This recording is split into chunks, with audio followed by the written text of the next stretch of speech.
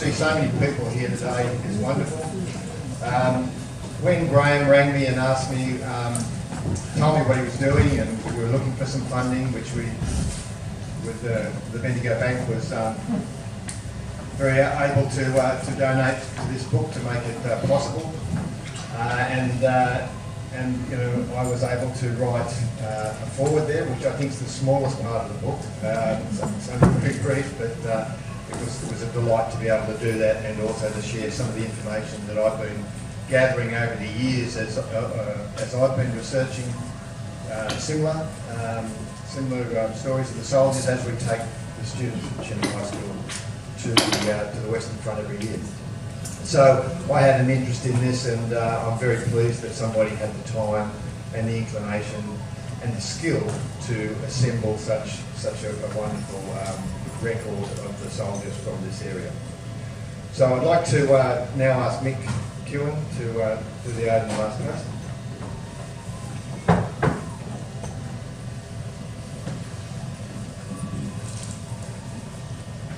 Thank you, Mr. Mayor. Just before continuing on, I'll come in with just a few words about the RSL first, and we'll follow with the over in the last post, and of course the valley. I've done a little bit of research with the floods of those times a few years ago. Went through the place and I've knocked a few records off. But what I came up with, that the beginnings of the RSL itself started on a hospital ship to Kayara, coming back to Australia from the First World War in 1915. And a couple of fellows got their heads together and they decided they'd start a league called the Soldiers League. Well, from that developed the RSS ILA, Returned Sailors Soldiers Imperial League of Australia. And of course, following the First World War, the Army's Air Arm, they became the RAAF, Royal Australian Air Force, and included in the name was the RSS AILA, the Returned Sailors Soldiers and Airmen's League of Australia. And when they got to Australia, they started to develop more, and there wasn't long after that the word got out, and little towns everywhere were developing their own sub-branches of the RSL.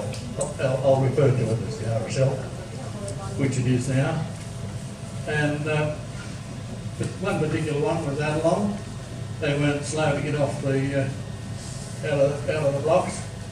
And some of the names that were involved with the beginnings of the RSL in Adelong, of course, was first Boston, Jack Isaac, some of the Cranes, Roaches, Tonkin. I could just about name any name that's sitting here today, originals of Adelong, and they'd be involved. I'm sure that's all in the book there. I'm not going to steal any thunder from the book, but I thank Graeme for his efforts that he's put in, something over 3 years or something. And during his investigations of things, there was one name came up of a particular soldier, and I won't mention his name. He awarded himself the Distinguished Conduct Medal and the Military Medal, but investigations by Graeme proved he wasn't entitled. But that's all in the book. That's all in the book, and those letters, those post-noms, as they say, have been removed from the memorial in the park. But again, thank you, Graeme, for the hard work that you've put in on this. And now, if you can, and you can be upstanding, we'll have the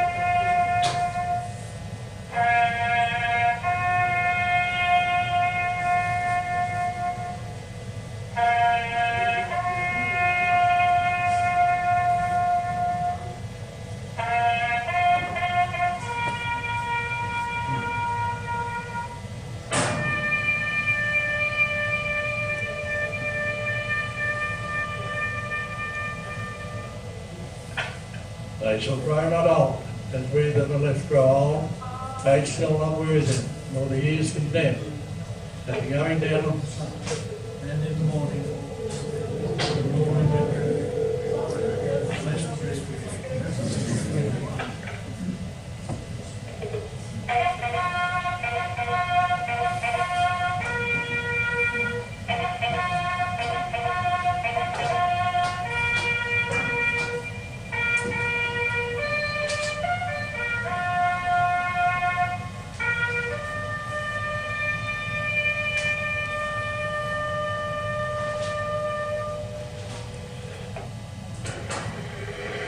Thank you, lovely.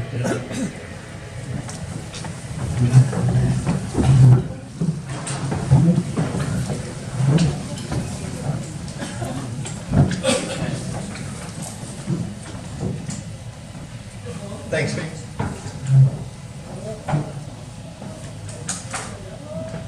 I'll now ask for our, I guess it's our keynote address, and I'll take the microphone.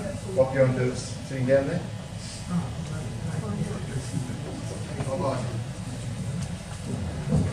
Thank you, Mr. Mayor. Graeme.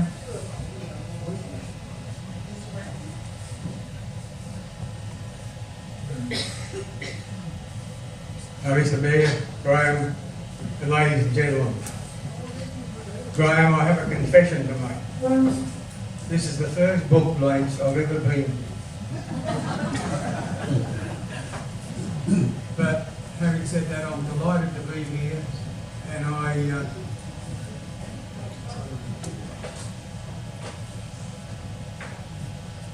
I'm delighted to be here, and I want to give every support that I can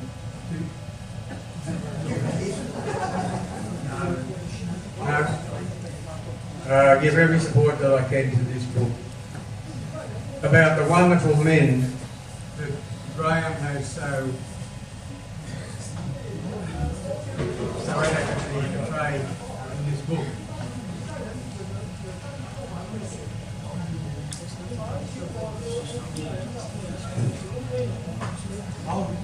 That's the cover of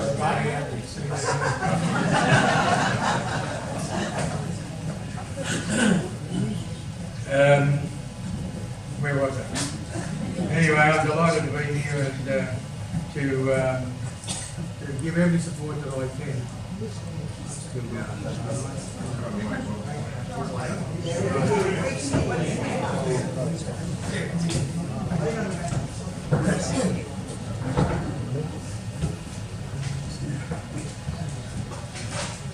Don't be worried about this. Because as Henry VIII said to his fourth wife, I won't keep you long.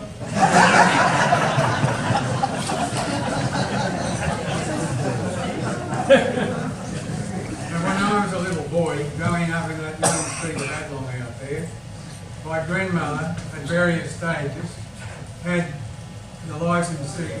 She was the licensee of the Middle Hotel and the Beaufort House. And in those days, 98% of the goods that came into the town came by rail. And the carrier that brought our goods, I should say, in was kegs and spirits and also to F.J. Mackay and all the other business was Arthur Hosken, Graeme's grandfather. And then advancing along a bit to when I started to work,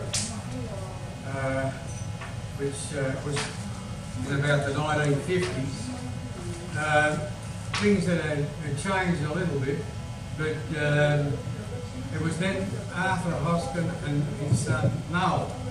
So Graeme's grandfather and his father. And they carried, the general goods, fertiliser, new batteries.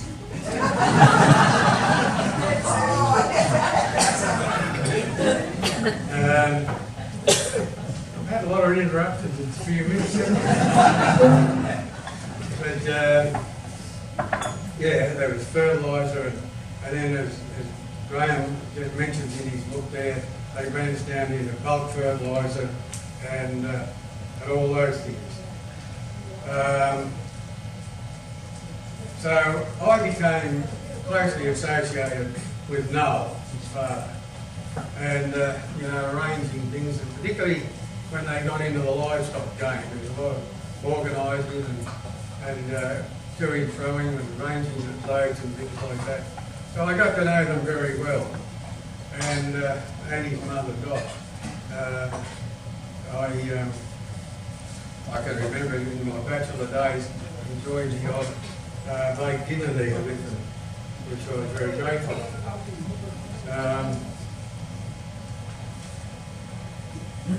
Now, Graeme very kindly sent me an early copy of the book down and for me to have a look at. And I, apart from a few days last week where I wasn't able to, but I did. I enjoyed looking at it. But I had time to nitpick through a few of the names in that book. And obviously, I went to my father and my uncle. My father was a vicar's sheep gunner in the 12th Light Horse. He saw active service in Egypt and Gallipoli. And his brother, Robert Isaac, also saw service in Egypt, and he was killed in Gallipoli. And he is buried at Lone Pine. So, as you can understand, I have never been over there, but a cousin of mine sent me a copy of, a photo of his grave, which I very much appreciated. But I've just picked through a few other men just to speak briefly of, because these wonderful men came back here and married, and they laid the foundation for this town. When I was a young fellow growing up, it was these First World War men that were prominent in this town. And they laid the foundation for the town, the little town, that we have grown to love. And I couldn't think of anywhere else I'd like to live. But one of the men that I picked out to just speak briefly on was Tom Harrigan. And I'm pleased to say that Mark and Judy Harrigan are in the audience here tonight. And apart from the raw record, I draw your attention to the letter that he wrote home to his father when he had his leg blown off. Now, can you imagine that, just having your leg blown off in active service? And he had to crawl for a mile before he got medical attention. Imagine the strength in that man to crawl for a mile without any help whatsoever before he sought medical attention. But I got to know him after the war, and he was a larrikin, but a wonderful man. A wonderful man. And I can remember there was great camaraderie between all the old First World War diggers. Great camaraderie. They enjoyed one another's company. And one of the features they had, I can remember over here down on the showground, was a cricket match. And it was mandatory to have a keg there. And they really enjoyed themselves.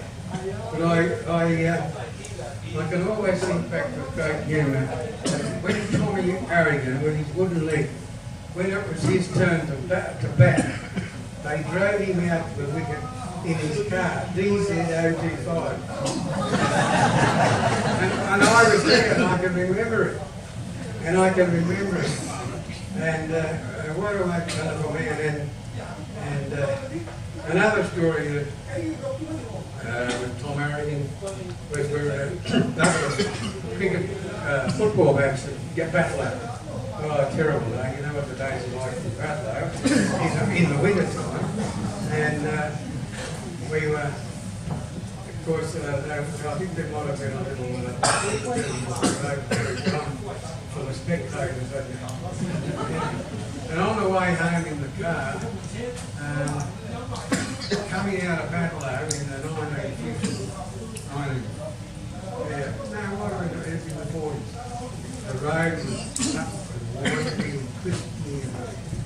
that. And we were coming along, I was sitting in the back seat, I don't know, I think Mark might have been there too. But we came over this drive, and there was a car coming straight at us. He turned to the left to his right there, and Tommy chased him all the way up the bloody road and hit him against the netting fence on the other side. But nobody, we were probably going 20 miles an hour, I don't know. But nobody was seriously injured,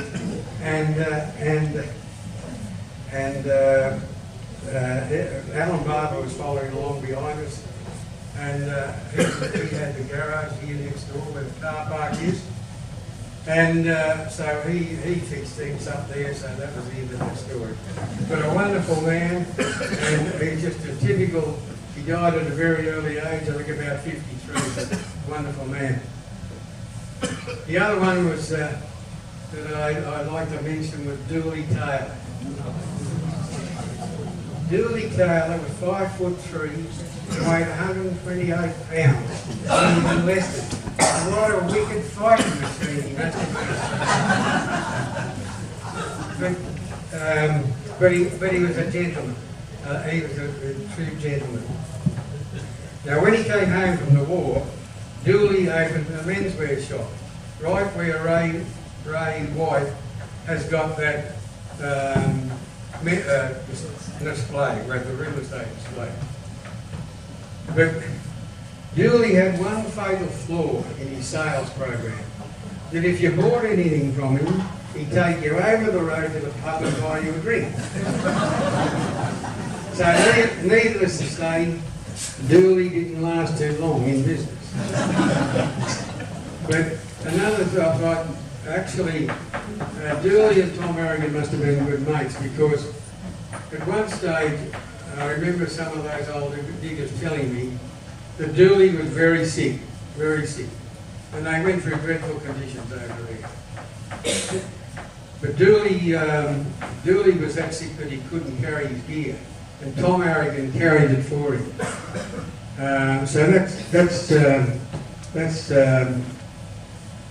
just the two people. Look, there's Tompkins and Roaches and Cranes and Pierces and all the names around it. I just picked those couple out because I knew them, and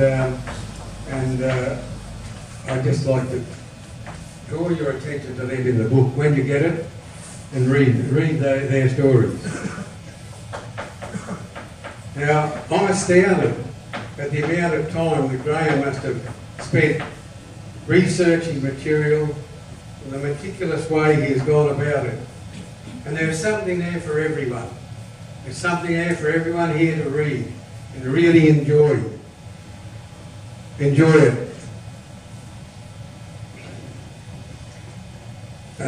There's hours and hours of reading to be done. And I would like to congratulate Graeme on the book. The work that he has put into it is just, there must have been hundreds of hours of research and work gone into it. I can recommend the book very highly to you. I recommend that you all buy a copy. And if I could invoke a line from one of Frank Sinatra's songs, start spreading the news. Graeme's book's available. And I wish him well, and I congratulate him, and I thank you all very much.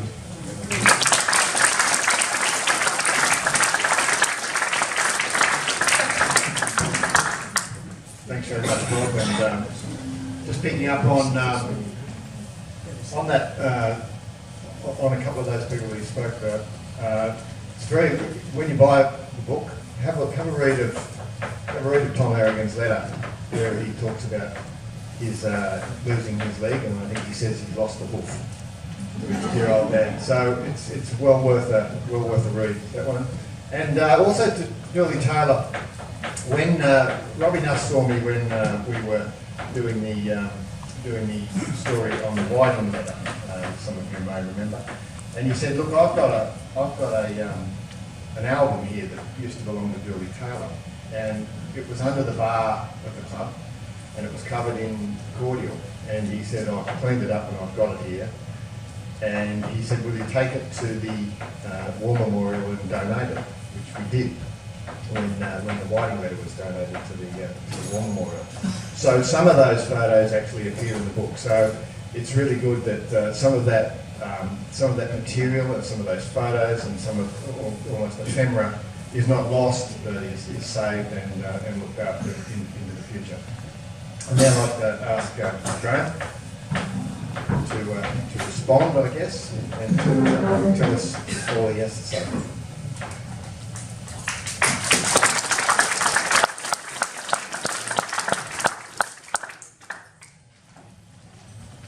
Thank you, James. Thank you, everyone, for travelling the distance that you did to Adelong. I know we have people here from Melbourne, some from the Wollongong area, and there may be people here that travel even further than that. So it's wonderful to see such a roller.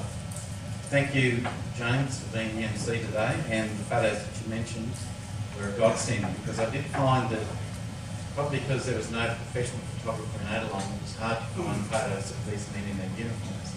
There was only about a limited number, maybe 5 from the War Memorial and a couple from the State Library, so it was wonderful to be able to get into that part of the collection and be able to show you what these men look like. After the talk, we'll be running a little slideshow and be able to see some of those photographs. Now, a big thank you to Bob for being here and presenting the keynote address. As Bob mentioned, he was a good friend of my parents, and whether it was at the sale yards or whether we were going down to his office to pick up who we had to deliver super to, Bob was always part of our friendship circle. And when we sold up in 1969, Bob was the auctioneer at our sale, and I'm in a position, I think, to terminate a business which has been around for decades. And I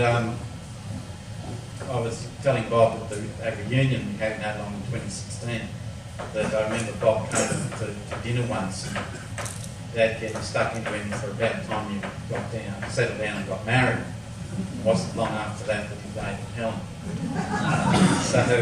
I hope that all was our doing, I don't know. But thanks also to Mike Kewen. I only found out this morning that it's Arthur's brother, and Arthur was one of our truck drivers for some years, carting stock and super, and a very funny man. I still remember one joke he told me, but I can't repeat it here. There's a few other people I'd like to mention. One has come down from Batlow to be here. I only found out in doing the book that Bonnie, when she first came to town, boarded with Mum and Dad. So another connection with the past. Cedric Whiting is here today. My brother Ted told me recently over the phone that Cedric was the best worker that we ever had in the transport business. And I never saw anything that cast any doubt on that reference either. It's wonderful to see Cedric. I've so many memories of being in trucks with Cedric and Myron and Ray and Dad and Jack Beattie, who's also here. Jack Folders to Temora to spread super, and he was a very loyal employee for many years. Gary Whiting is here. Gary was a childhood friend, and us baby boomers, we spent a lot of our time fighting wars. We used to have guns made out of timber, and we would defend the neighbourhood. It was the job of Gary, me and Philip Whiting to defend our side of the creek from any miscreants who wanted to come over our side, so we had all our battle plans worked out. Gary's father, Trevor, was our arms dealer. He would come home from the sawmill with some bits of timber, soon get into him with a saw and a file and stick a nail in for a trigger, and we had the Adelong Boys Army all equipped. I think the friends that I made here at Adelong Central, even though for many years since I've seen many of them, are friends that I certainly have never forgotten. I'd like to thank Bendigo Bank for their $5,000 grant towards the publication. Just imagine if I had gone to Westpac, what their response would have been. To have Bendigo Bank in town, in any town, and they are up around where I live in Dubbo too, they're such an asset to the community, and the way they put money back into the community is something that every company could certainly consider as a model, because they're not just takers, they're also givers. And they give back not to head office or to an overseas branch, but they give it to the community that invests in them. And I can only imagine how much money they've put back into Adelong since they've been here. And I sincerely thank them. Basically allowed me to lower the price of the book by $25 each book. It's been very significant towards the cost, I can assure you. And I only recently found out that the submission that the Adelong Progress Association made on behalf of the Department of Veterans Affairs for some funding for the book has been approved. Since I started writing the book, the letter A on my keyboard is no longer visible, and the letter S next to it is getting a bit hard to find, so I find myself hitting caps lock a lot more than I used to in my mornings. So I think a new computer is certainly something that I want to do with that money. I only realised recently that 2019 marks 50 years since my family left Adelong, and it also marks 100 years since the official end of the First World War. And both dates are obviously significant for the book. Leaving Adelong was the hardest thing I ever had to do. When Mum and Dad said that we were going tomorrow to help Ted spread soup, I was basically devastated. I had no intention of going with them, but I was thinking maybe I can stay here and board with somebody. And I'd have to say that my first year in Temora was pretty tough at the high school. I went from being in a wonderful small school to a big high school. Even though I went there with a good academic record, they put me in the bottom class for science and maths. And but I am pleased to say that by the time I got to the end of year 12, I was the runner-up to the Ducks and the winner of the Angus Acute Achievement Award. So it was probably a good thing that I ended up going with my family to tomorrow. But I still come back through Adelong from time to time. I walk the streets, I look at buildings that I'm familiar with. I mourn for the swimming pool. It's no longer where it used to be, but I understand why it isn't. But there are some wonderful things on our Facebook page, which I'm an admin of, called I Grew Up in Adelong and Loved It.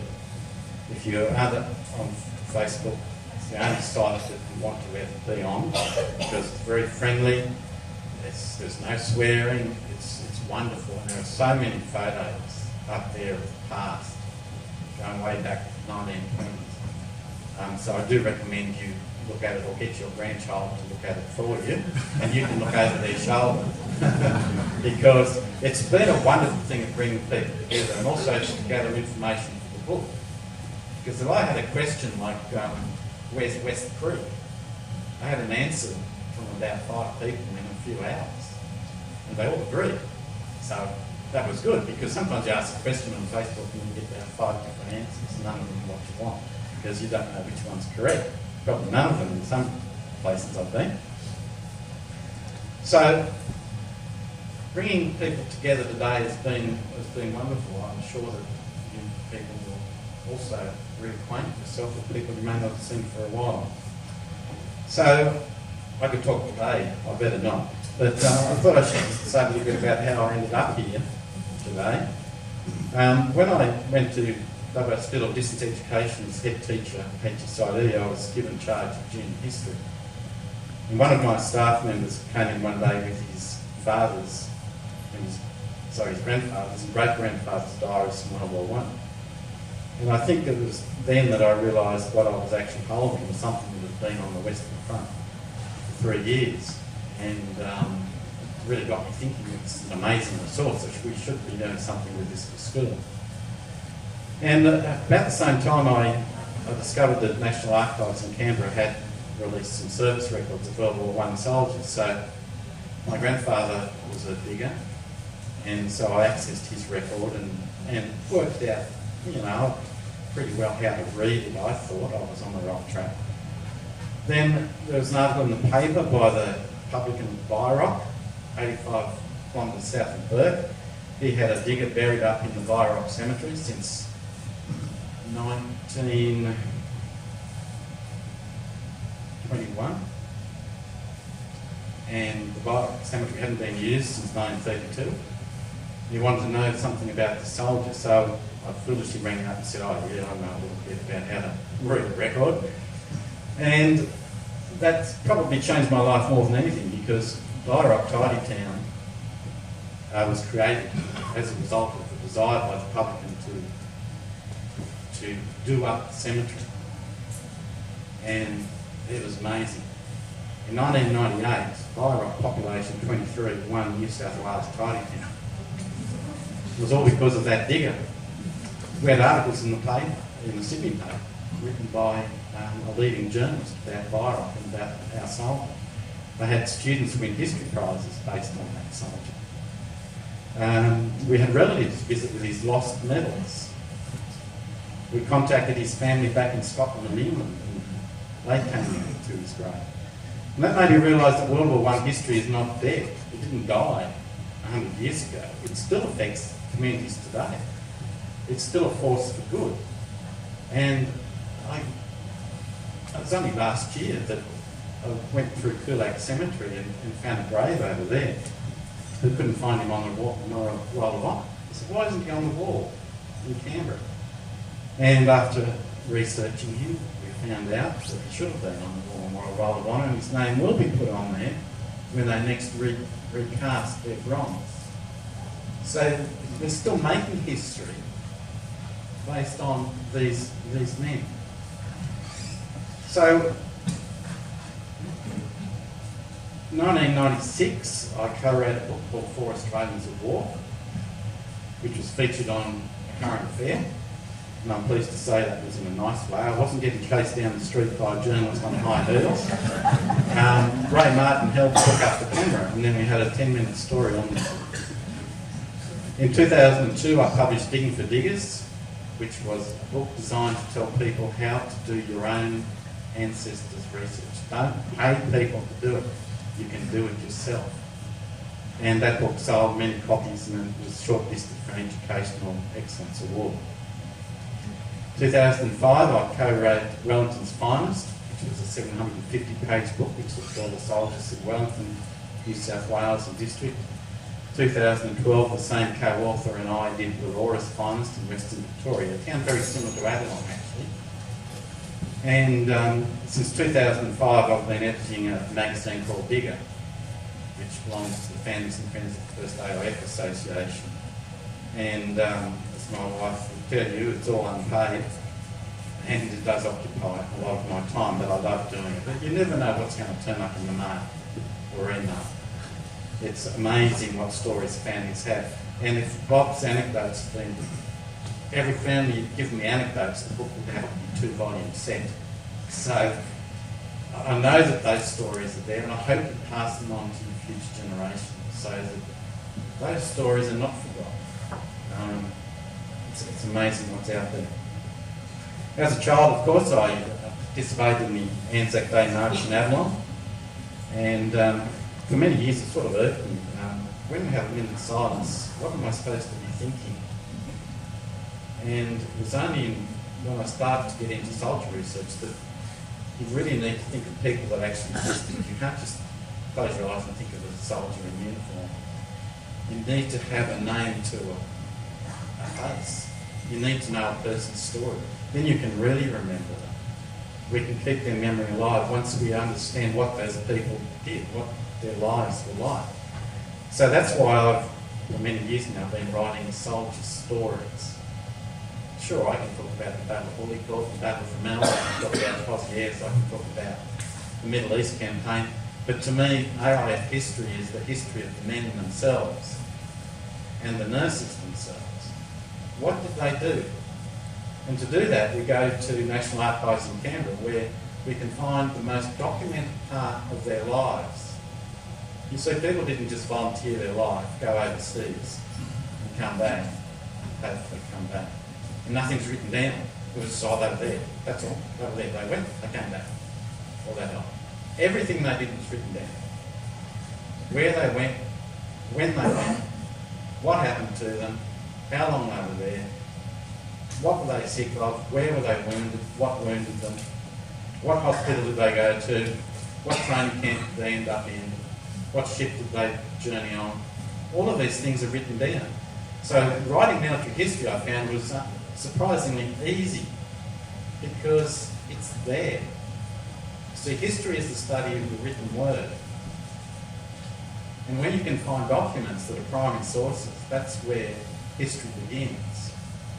And I've done it here for 537 men and 4 women. And everyone has a story to tell. Every soldier's story is different. That's why when you get the book, the first thing you'll do if you've got an ancestor in there is to read their story. That leaves you with a hell of a lot of other stories that are to be read. Because every story is different. And so you might find one, oh, this is only half page. Okay, well, that's good, I'll do that. And then there might be one that goes to 10 pages. So you never know what you're going to find out about these people. And that's the thing. They may have dressed the same, but they all had different experiences. And everyone has an individual story to tell. And I encourage you to use the index because you will find that your soldier may be mentioned in other parts of the book. Because the Adelong guys tended to stick together a bit, not surprisingly. And they would write and mention in their letters what the others were up to. You know, Fred Rook was killed the other day. I'm lucky that I wasn't with him, because I would have been with him and we both would have been hit by the same cell. So there's all of those mentions. And then I had the dilemma then of who to actually put in the book. And first of all, I was just going to do the names on the war memorial, which would have taken me less than a year to do. And then I found out that there were people's names that obviously weren't on the war memorial, but should have been, which is why the town was added the names around the base. And then I found people that probably should have been on that list as well. I was lucky because there were rolls of honour in the Adelong Museum. So I decided to include those people that enlisted from Adelong. Many of those are the ones, the names we still know today. I decided to also do the district. Now this was probably a decision that made the book the thickness that it is. Because to me, coming from a transport business background, it wasn't just the town that was Adelong to me, it was all the farms and all those villages around it that were part of the Adelong community. So, you know, when you're delivering fuel out to Ferguson's, you know, out of Mount Adra, that's part of what I thought was my community. So I wanted to include from Wandalga all the way down the creek to Tumbalong. I want to do Yavin Creek, because that's also, to me, part of this community. Then I've decided I'd put in those that attended school in Adelong, but had moved away when they enlisted. I made the monumental decision to do anyone that was born in Adelong that served in World War I. Now that was a can of worms, believe me, because there were so many people born here. We don't know how long they lived here. But I thought, no, I was born here, I'm an Adelonian for the rest of my life. They were too, as far as I'm concerned. But they've got in, they were born here. That's winning the lottery of life. So they're going in the book. And that was led to finding people's names that probably you'll never have heard of. They might have been living in Western Australia, they might have been in Queensland, they might have been in Victoria. But to me, they deserve to be in the book. I also decided to put in, and I'm sure you'll agree, those people that volunteered but were rejected, mainly for medical reasons or for age reasons. We even had some that deserted from camp. I also wanted to put in some that moved here after the war and became businessmen in the community, involved in the RSL, people that contributed something to the community, and I thought they deserve recognition for their part they played.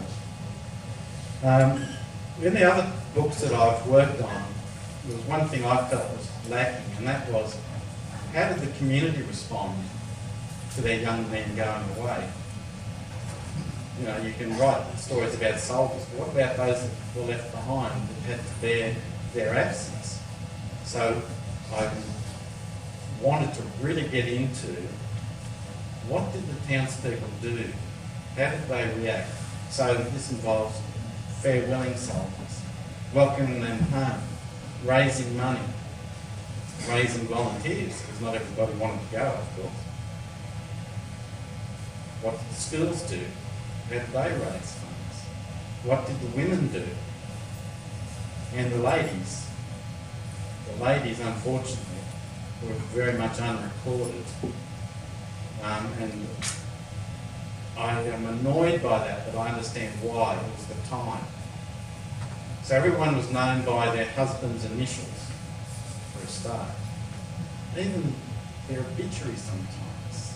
No first names, no given names were used at all. So, and when the ladies would do all the hard work out in the kitchen, like they are today, and at the end of the social function, a man would stand up and propose a toast to the ladies, and a man would respond to the toast. And when the Adelong ladies decided, bugger this, after the war, we're going to raise all the money for the War Memorial, guess what?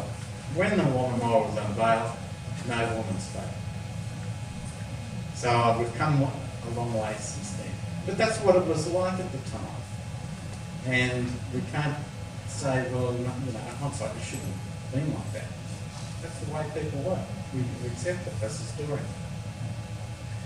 Well, the men in the book served in all the branches of the armed forces. They weren't just infantrymen, they were light horsemen, they were pioneers, they were engineers, they were tunnellers, as you would expect from Adelong. There were signallers, there were runners, there was a pilot, there were two that joined the Navy. Obviously they were born here, but you couldn't join the Navy from Adelong if you were living here, I wouldn't think. You had to be living somewhere near the ocean to make that decision. Hay Corps, you know, they were everywhere. They were well represented. They did identify into three groups though. There was a group of men at the first contingent that nearly all of them joined the 1st Light Horse Regiment and went into B Squad. I believe it was called the Adelong Troop for that reason. The second contingent mainly ended up in the 2nd Battalion, and there was a group which includes Percy Boston and Alex Wallace that ended up in the Victorian 29th Battalion. A little bit unusual, but after Fremel's, the 29th Battalion needed numbers badly. So they took reinforcements from New South Wales, and the Adelong boys were moved around a bit, and once they looked like they were going to be in the light horse and then in the camels and back to the infantry. And one of the highlights of the book is Percy Boston's letters and Alex Wallace's memoirs, because they were together. And because they were together, they talked about the death of Walter Sims, who turned up with the boys. They walked for a few days to catch up to the 29th Battalion. They arrived that night. The next morning they were rushed into an attack, and Walter was killed on his first 24 hours of active service. And the guy that led the charge into the village wrote to the family. Anyway, he said, oh, I've been recommended for the BC. Well, mate, I would have recommended you for the book, because you actually tried to do too much with too few men. And he was going on about how, we attacked hundreds of Germans with only about 15 of us. Well, that's silly. You shouldn't do that. You shouldn't have done that just because you wanted to do a bit of a glorious thing. So the men also fought in all the campaigns, even Mesopotamia. We had a Ferguson over there who was working on the signals. Mesopotamia, a very forgotten campaign, not written about much at all. And of course they fought in all the big battles. First Light Horse Regiment went right through to Jerusalem and beyond. The men fought at Fromelles, the biggest disaster in Australian military history. 1,117 men killed overnight, more than the population of Adelong. Just imagine if Adelong was wiped out overnight. 5,533 casualties that night, wounded, killed, taken prisoner. And you'd find hard to get Fromelles onto any memorial in Australia because they don't want to talk about it. Pozieres, Bullecourt, Passchendaele, halting the German offensive at Villers-Bretonneux, Battle of Amiens, they were all there. We've got a Victoria Cross recipient who enlisted from the dredges down at Romestown. We've got a Lieutenant Colonel who was the town doctor when he enlisted. Went on to actually be in charge of the 4th General Hospital at Randwick. So any Adelong men that came back and were still sick would have been under his care. There were deserters. There might have been the odd cow. Who knows? Maybe the deserter was the cow. There was one bloke, Harry Jennett, that was shot on his way home by the military police escort on a train at Seymour. Not a good soldier at all. And he thought he'd try, even his mates thought they'd try and escape. So he sat down on the seat, pretended he was surrendering to the guard, reached up and fought for the rifle, so Corporal shot him through the heart. So he never made it home. He's now buried in Cootamundra, so he made it home that way. There were people that told lies. You'll find them in the book, people that came back from Gallipoli in particular, early, wounded, told things that never happened. One of them said that he was a dispatch rider from Anzac down to the British at Cape Helles, which was impossible because the Turks were always between the two by about 20 kilometre distance. There was one bloke that came back with venereal disease, and I think he put a sling on his arm just as he came into town and was feted as a wounded hero.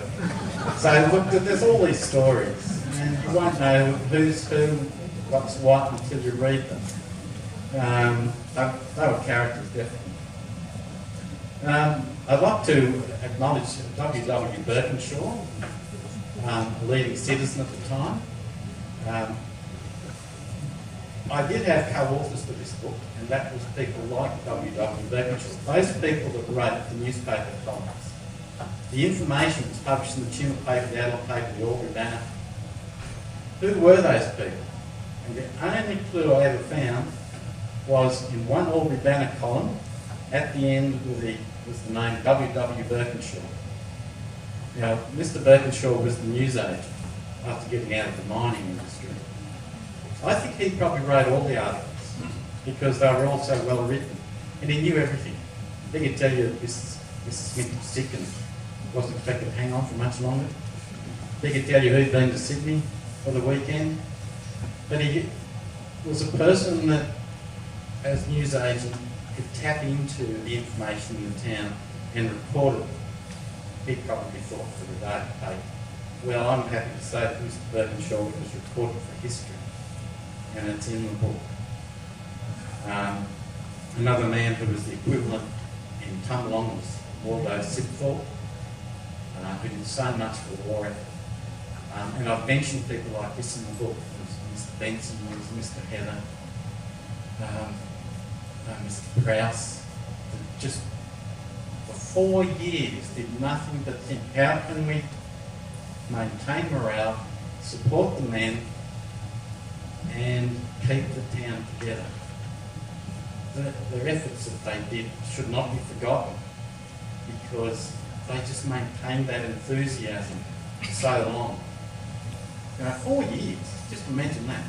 4 years of raising money, having meetings, forming associations, welcoming people. The last person came home in 1920 and they still gave him the same welcome they'd given anybody else. So the book is written in sort of two ways. In some ways it's chronological. I actually start off with looking at the pre-World War I military heritage of the area. So those that had served in the British Imperial Army, those that went to the Boer War, then we look at the cadets and the militia and the light horsery. So there was a sort of a skilled military force in the area that could shoot and ride and drill. And not surprisingly, the first people that enlisted on the 21st of August, 2 weeks after the war broke out, basically, was the light horsemen from the 11th Troop. And, you know, they all rushed away, joined up, Petermunda, down to Sydney, and went left on the first convoy to go over.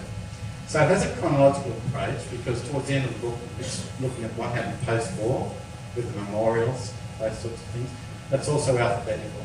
The soldiers have been grouped alphabetically, so it makes it easier for you to find them.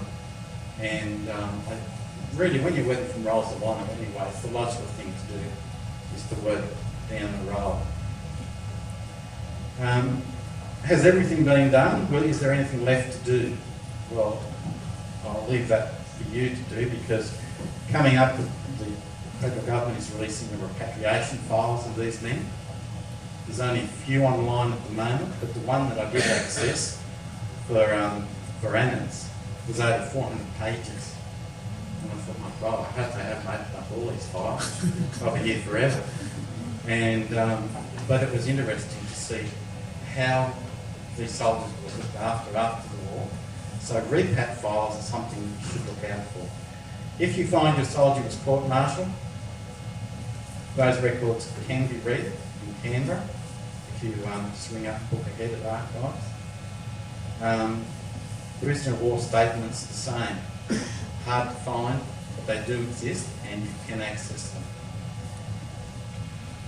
One thing that I would like to recommend to schools that are trying to teach maths is to get into the statistics of the book. Try to work out what percentage of these people were Church of England, what percentage were Catholic, how many Methodists were there, what was the average height of these men, and as Bob said, they weren't big men, most of them. Most of them were under 5'6". A lot of them, particularly after the first year of the war, were under 10 stone. I think the lightest one in the book's 108 pounds. You know, like, how were they going to go up against a big German with a rifle and a man? But they did. So, what was their average height? What was their average age? No, I'm not that good on the computer. But it would enable you to do things like, well, who came out on the same ship back from the war? Who sailed on the same ship? You know, just do a little search and you get all these things out because going through the book, you just forget. There's no way you remember that. Like if you ask me, well, how did Uncle Fred go in the war? I'd look at you blankly because there's just so many pages, there's so many people that not many things stand out individually unless it's something that I've always been interested in. I do encourage schools to use the book for Anzac Day, so that those kids, when they go in for a minute's silence, have a soldier to remember. Soldiers to remember. It didn't last for years. You only got a class of 15 kids, that's 15 soldiers this year, and then year 6 next year they can do another 15. If you can get the book out of the kids' hands, I hope. Anyway.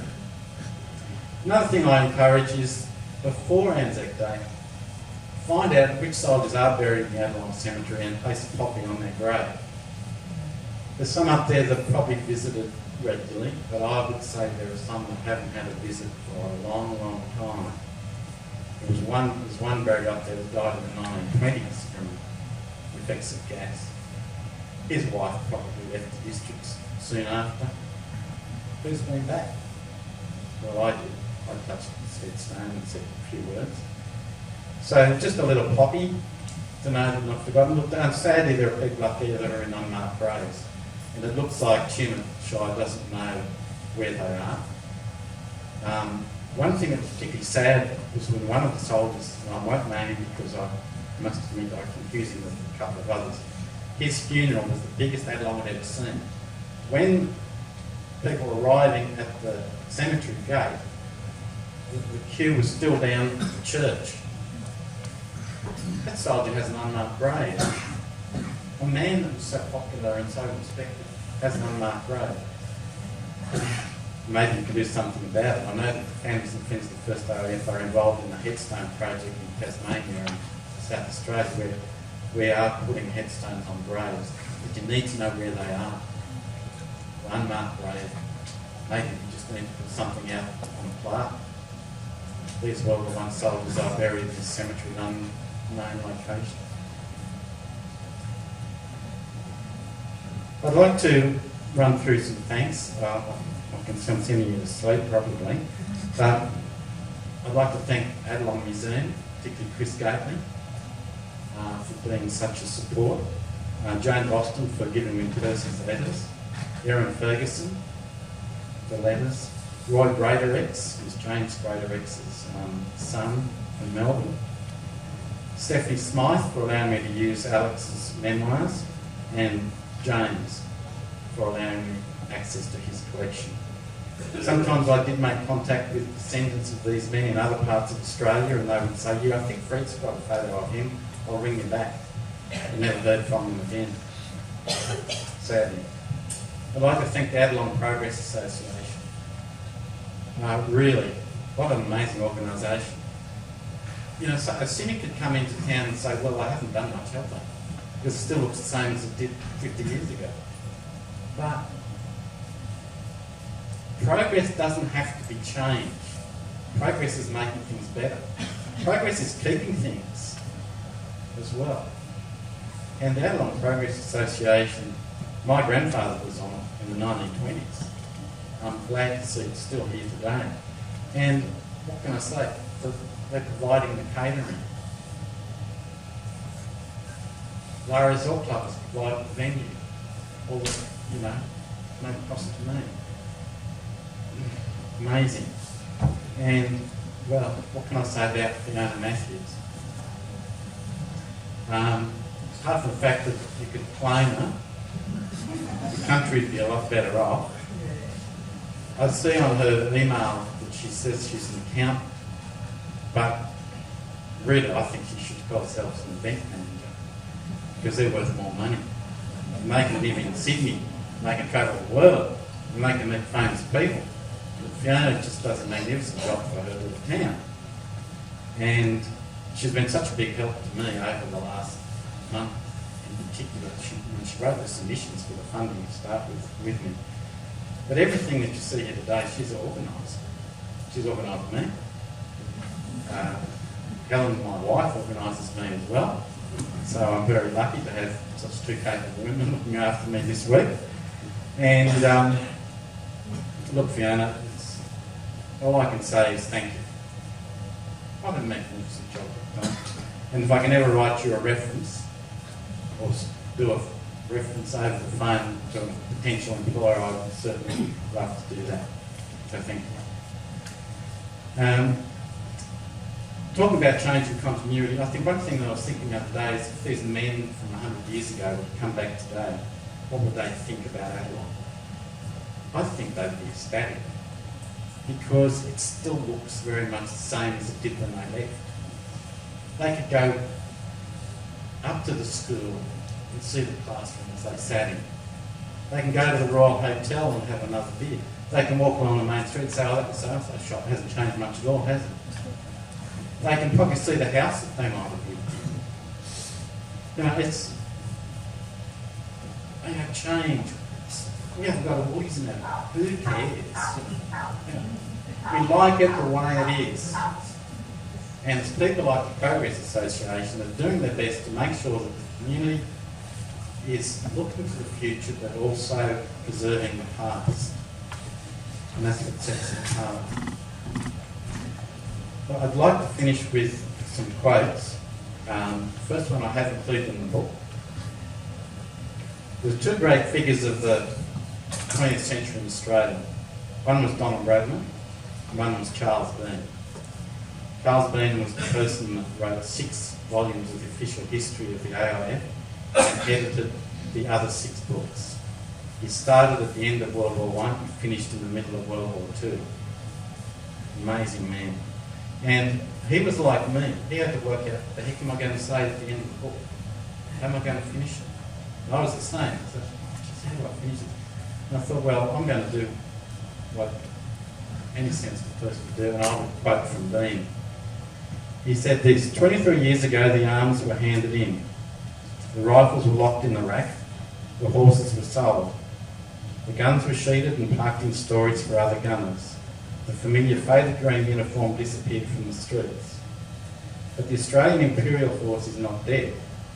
That famous army of generous men marches still down the long lane of its country's history, with bands playing and rifles slung, with packs on shoulders, white dust on boots, and bayonet scabbards flapping on countless thighs, as the French country folk and the Falahian of Egypt knew it.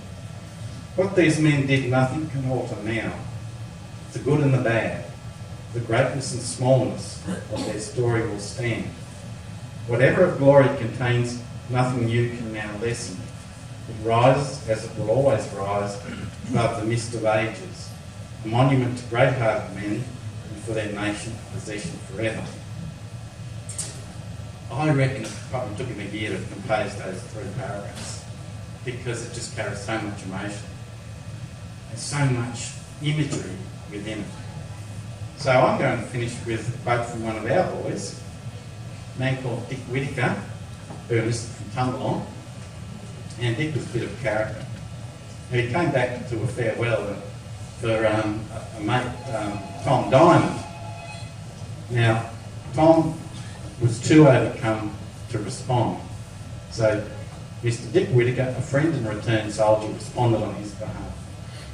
It was not an academic speech, but it was to the point, and it touched the audience. It was a splendid thing to get back, said Dick, and I have learned one thing, and that is Australia is the best country in the world. And the best people in the world live in it too. And my experience over the other side taught me that in the worst Australian there was a lot of good. But I believe that had I known what a good fellow the people of Tumbalong thought I was, I might not have gone away. Thank you for your attendance today. We'll just sort out a few things about how we're going to proceed with the distribution of the books. Will you be doing that? Fiona? Or me? Basically, what have you got? Okay, we're going to present some books, so I'll leave this in Jane's hands.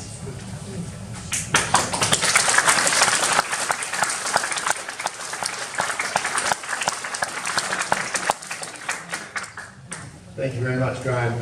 Certainly very comprehensive. Thank you for all your work. Graeme asked where to from here, and certainly, he mentioned the 2nd Battalion, which my grandfather was a part of.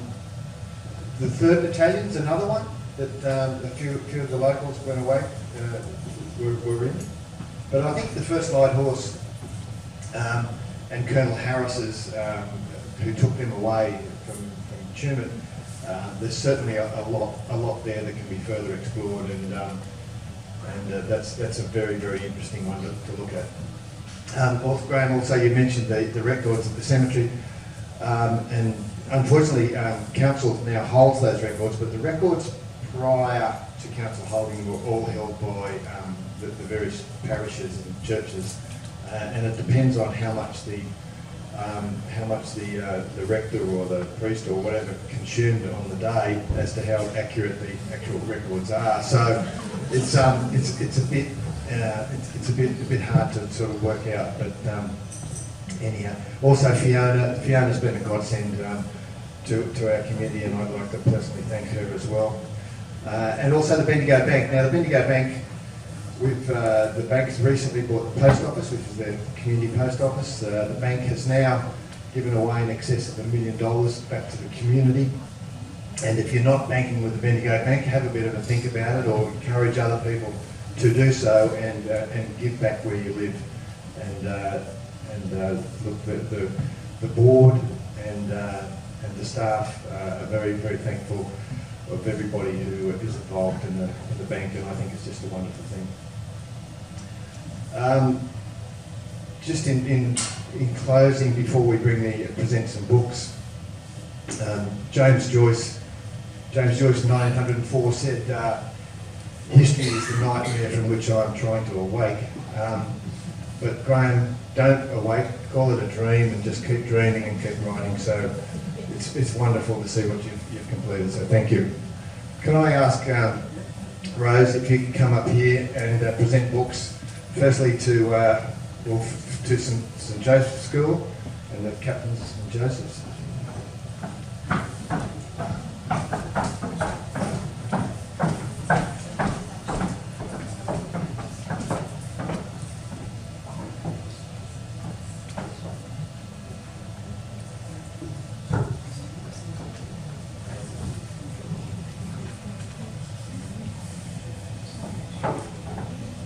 Times have gone, have they? Josh? Someone take some photos.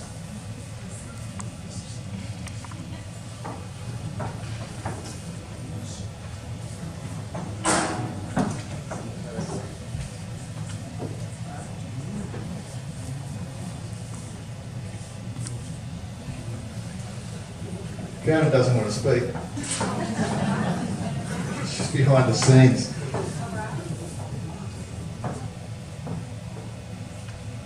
So thank you. Adelong Public School? Captains from Adelong Public?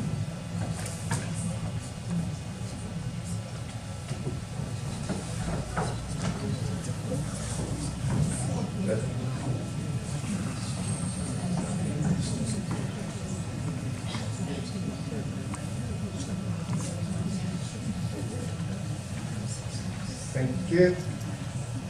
Jess Pierce from the Adelong Library.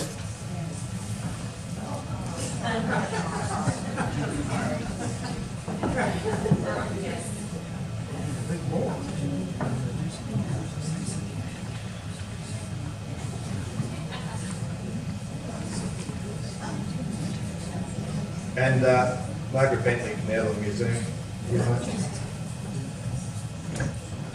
Anyone else from the museum here? Yes.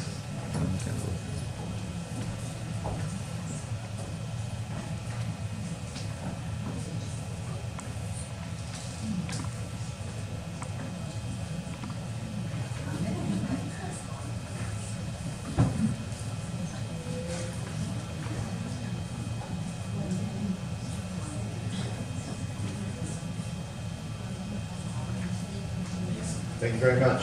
That concludes everything. Just the people who have reserved books, if they could make their way to the front, and Graeme will do his signing, and also there's some money to exchange hands as well. So thanks very much, and thank you all for attending, and enjoy the rest of the day, and enjoy the read. It could take a while.